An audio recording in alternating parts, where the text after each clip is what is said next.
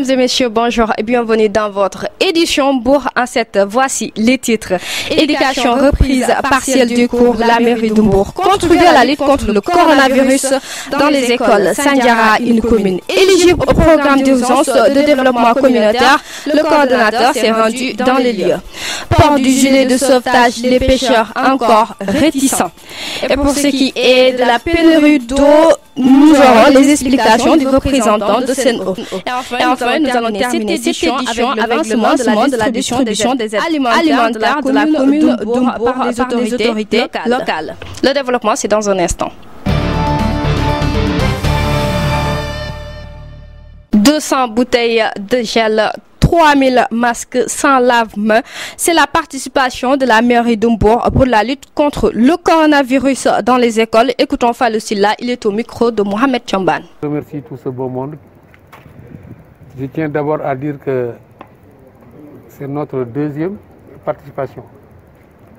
Vous savez, lors du CDD qui s'était tenu chez le préfet, nous avions,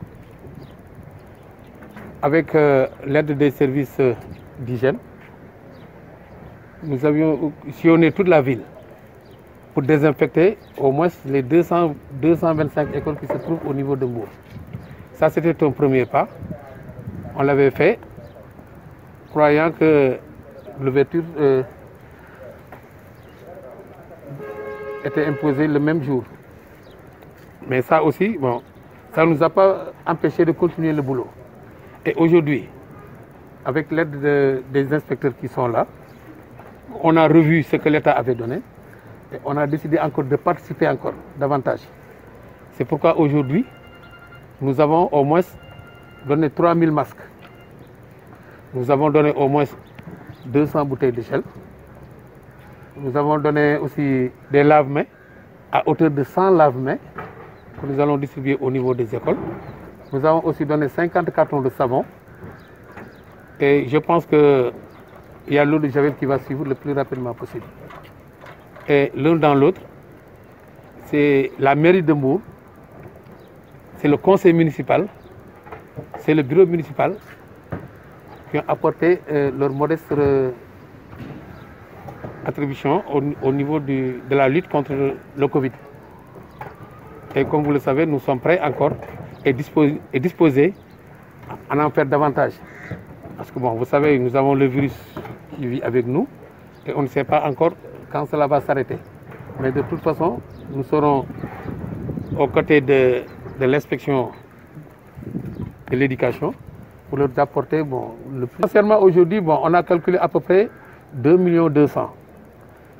Et ce qui va suivre aussi, on va le comptabiliser. Je sais qu'avec les conseillers qui sont là, on va encore en parler parce qu'on a commandé encore au moins 4000 masques. 4000 masques. Nous n'avons pas encore terminé. Et pour donner le chiffre exact. Mais bien sûr, vous savez, j'ai devant moi là, les inspecteurs de l'éducation qui sont là, le président des parents d'élèves. Nous avons aussi le maire chargé de l'éducation. Nous avons aussi le président de la commission. Tout est complet. Le camion est là, il va repartir tout de suite pour que les puissent passer la nuit au niveau de l'inspection. Dès demain matin, ce sera disponible. Dans le cadre de la mise en place des éclairages publics à Sandiara, le coordonnateur national de la PIDC a fait sa visite dans l'agropole intercommunal. C'est la phase 2 du programme d'urgence de développement communautaire. Suivant les explications du coordonnateur, il est au micro de Mor Diop. On est très satisfait de cette visite que nous avons menée en compagnie de M. le maire, Dr Serigne Diop. Parce que vous savez, Sandiara est une commune éligible au programme d'urgence de développement communautaire. Raison pour laquelle il a dit tout à l'heure, dans le cadre de la première phase, nous avons réalisé l'extension du réseau électrique dans certains quartiers de la commune. Et bien sûr, nous avons pu constater que les travaux ont été menés à leur terme, la mise en service de l'éclairage public effectuée. Il reste juste quelques formalités peut-être pour que les abonnés puissent avoir de l'électricité. Et j'ai donné les instructions pour que justement cela puisse se faire d'ici la semaine prochaine. Et notre visite d'aujourd'hui, bien sûr, s'inscrit toujours dans le cadre de ces activités au sein de la commune et aussi dans le cadre de la phase 2 du programme d'urgence développement communautaire que nous avons entamé il y a de cela bientôt un an. Et nous avons reçu des instructions de M. le ministre Mansour Faye, ministre du Développement communautaire, de l'équité sociale et territoriale, suite à la décision du chef de l'État de mettre en place bien sûr cet agropole intercommunal dans cette zone.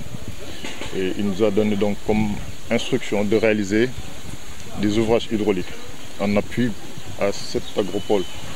Et nous étions aujourd'hui avec la délégation du maire, celle de la commune de Malicounda, celle de la commune de Nguédiène, pour faire une reconnaissance de cet agropole afin bien sûr de réaliser ces ouvrages hydrauliques que nous allons entamer dans très peu de temps. Nous allons bien sûr envoyer d'ici une dizaine de jours une équipe technique pour faire l'implantation des ouvrages. Et après cela, ce sera le début des travaux de foration. Je dois rappeler que nous allons pour l'instant réaliser au moins 3 forages. Et bien sûr, dépendamment de l'entretien, en tout cas des concertations que mèneront les maires, pouvoir justement dans la zone pastorale l'opportunité d'y réaliser un 4e forage, un ouvrage de stockage. Ceci bien sûr entre en droite ligne avec les objectifs du PUDC parce que nous avons pu constater que M. le maire de Sandiara, je le félicite au passage, a un modèle achevé de développement communautaire.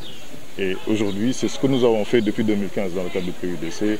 Toutes ces localités que nous avons couvertes en termes d'activités relatives à la construction d'ouvrages hydrauliques, l'électrification rurale, la construction de pistes, c'est justement pour permettre au potentiel que recèlent ces terroirs de s'exprimer et de participer à l'effort de développement, l'effort d'émergence, je devrais dire.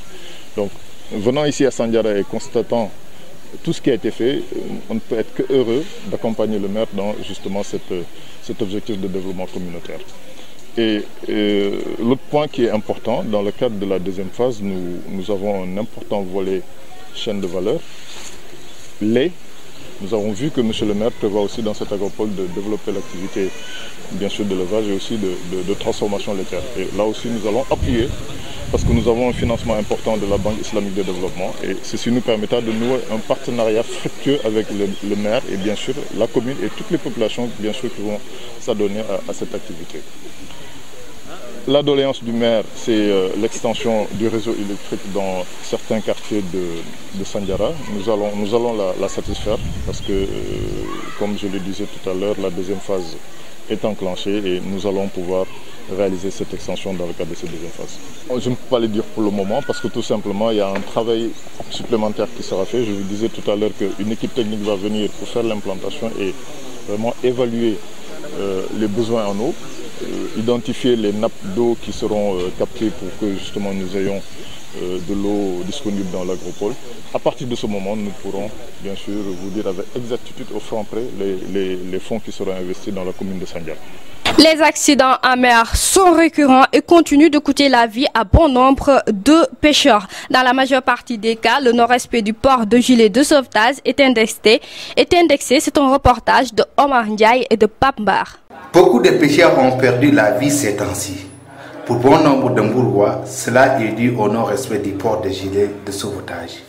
Au cœur des pêches de la ville, une dame que nous avons rencontrée demande à l'État de renforcer le contrôle des embarcations. Nous souffrons de cette situation en tant que parents, sœurs ou épouses de ces pêcheurs. Notre souhait, c'est que l'État adopte une posture radicale sur la question du port du gilet. Il suffit de positionner au lieu d'embarcation des agents qui vont veiller au respect strict de la mesure édictée et d'en faire de même au retour des embarcations avec une amende de 100 000 francs à frapper à tout capitaine contrevenant. Diaga Sissé, coordinateur du CLPA d'Embourg, met plus en cause le laxisme des pêcheurs. L'État du Sénégal a mis en œuvre une politique volontariste de subvention sur les prix du gilet de sauvetage, rappelle-t-il. C'est un problème récurrent qui a un fondement culturel d'abord. Pour bon nombre d'entre eux, c'est dévalorisant, voire humiliant pour un lébou de mettre un gilet de sauvetage. Cela mettrait à nu justement son incompétence à nager.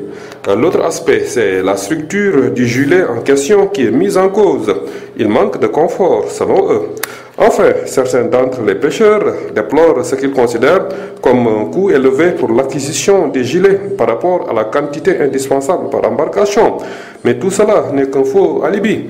Il y a une subvention sanitaire que l'État applique sur le prix des gilets.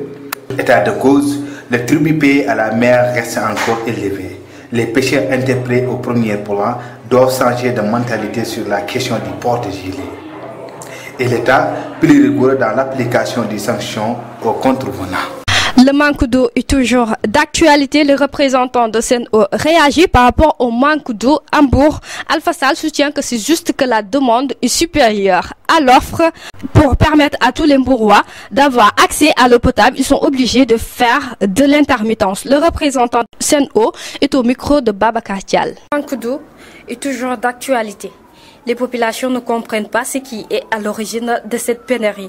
Alpha Sall, le représentant de Sen'Eau à Mbour. Par rapport à l'actualité marquée par, en tout cas, des réclamations de manque d'eau que nous recevons ces derniers temps, en fait, c'est lié par aujourd'hui le fait que nous soyons dans ce que nous appelons la pointe de la demande. C'est à peu près, ça coïncide avec la période de canicule, où on a une multiplication des besoins qui font que l'offre de production n'est pas suffisante pour couvrir l'ensemble de ces besoins-là. Ce qui se traduit par des manques d'eau, des baisses de pression, voire des manques d'eau sur certains points. Maintenant, il faut juste se relativiser, préciser qu'il n'y a pas aujourd'hui sur le périmètre, en tout cas de Mbour, de clients qui restent 24 heures sans être alimentés.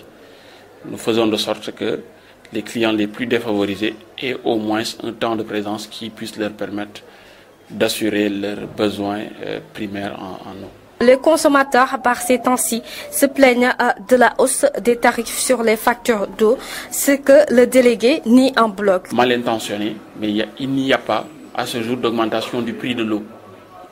Ce qu'il y a, c'est que la tarification n'est pas la même suivant que l'on soit sur la tranche sociale ou bien sur les autres tranches qui viennent. Et je pense que les gens ont dû amalgamer sur ça pour pouvoir, en tout cas, entretenir un amalgame. Nous confirme également que l'État a respecté tous ses engagements pour ce qui est du paiement des factures d'eau. Par rapport à la prise en charge par l'État de ce qu'on appelle la tranche sociale, cette mesure, qui est une mesure sociale du président de la République, son Excellence, elle est effective actuellement, totalement prise en charge et appliquée par la Sen'Eau. L'ensemble de nos clients concernés, c'est-à-dire ceux qui sont concernés par la tranche sociale, ont vu sur leur facture une notification leur montrant que l'État a effectivement pris en charge. Quoi qu'il en soit, le manque d'eau continue d'être un casse-tête pour les ménages. Nous allons boucler cette édition avec la distribution des vivres tant attendus dans le département d'Mbour. Le maire d'Mbour est au micro de Mohamed Thiamban. D'abord, je salue toute la population. Je profite de l'occasion aussi pour remercier le préfet. Je remercie aussi le comité communal. Et je remercie tout ce beau monde. Vraiment, on l'attendait. Et maintenant, je peux dire que ça y est. Vous savez, je peux dire que le riz était là depuis presque 2 mois. Et qu'aujourd'hui, tout est complet. C'est-à-dire qu'on ne pouvait pas distribuer ça, que cela ne soit complet. Parce qu'il y avait un problème de dispatching. Vous savez, tout le lot, on l'avait amené ici au niveau de la commune de Mbour. Et à partir de Mbour, bon, on a distribué aux autres communes. Donc bon, il y avait un problème d'espace, un problème d'endroit où le mettre. Et que maintenant, bon, tout est OK. On a donné aux communes nécessaires. Maintenant, c'est la commune de Mbour qui est en voie. Bon, comme vous le savez, Mbour, c'est 42 quartiers. C'était très difficile de le faire, hein, le comité de ciblage avec le préfet. Et moi-même, c'est mis à table pour maintenant dire que on va faire une dispersion par quartier. Non pas par quartier, on regroupe au moins 8 quartiers, ou bien 9 quartiers pour 11 jours. Le lendemain, on va regrouper d'autres quartiers dans un autre endroit pour pouvoir donner. Parce qu'on veut respecter la distanciation pour que les gens soient à l'aise. Comme vous le voyez, on a exigé que les gens viennent ici avec leurs masques. C'est très difficile. Et puis les rendez-vous, il faut que les gens les respectent. Je l'ai dit tantôt, on ne peut pas te dire de venir aujourd'hui prendre des denrées, puis attendre 2 jours pour venir. Ça va nous perturber. Ceux qui ne viennent pas à l'heure vont attendre jusqu'à la fin de la distribution pour avoir des denrées. Et vous savez, c'est un peu difficile, les gens ne comprennent pas. Mais ici, bon, tout est bien organisé au niveau du secteur. D'ailleurs, vous voyez M. Sissé qui est là à côté de moi. C'est lui qui s'occupe de tout cela au niveau du secteur. Et maintenant qu'on est en train de distribuer, moi je suis là pour veiller à ce que ça se passe normalement. Et qu'aujourd'hui, bon, vraiment, nous sommes contents. La population est contente parce que vraiment, comme vous l'avez dit tout à l'heure, c'est venu un peu tard, mais c'est venu à bon escient. Non, j'ai dit que, vous savez, au niveau des quartiers, on a ciblé au moins 3000. Vous savez, on a ciblé au moins 3000. Parce qu'on a regroupé au moins 9 quartiers qui sont là. Oui, aujourd'hui, on va distribuer 450 kits. Mais cela dit que les gens qui viennent aujourd'hui, demain, après-demain, ça doit faire à peu près dans les environs. On a ciblé par quartier le nombre de bénéficiaires. Tout le monde va venir, mais on ne peut pas. On va donner le matin. Hein? Le soir, on va donner. Comme ça, le lendemain, on va suivre jusqu'à ce que les 10 quartiers soient évacués. Maintenant, on recommence. Et c'est cet élément qui met fin à cette édition d'information. Je vous donne rendez-vous à très bientôt.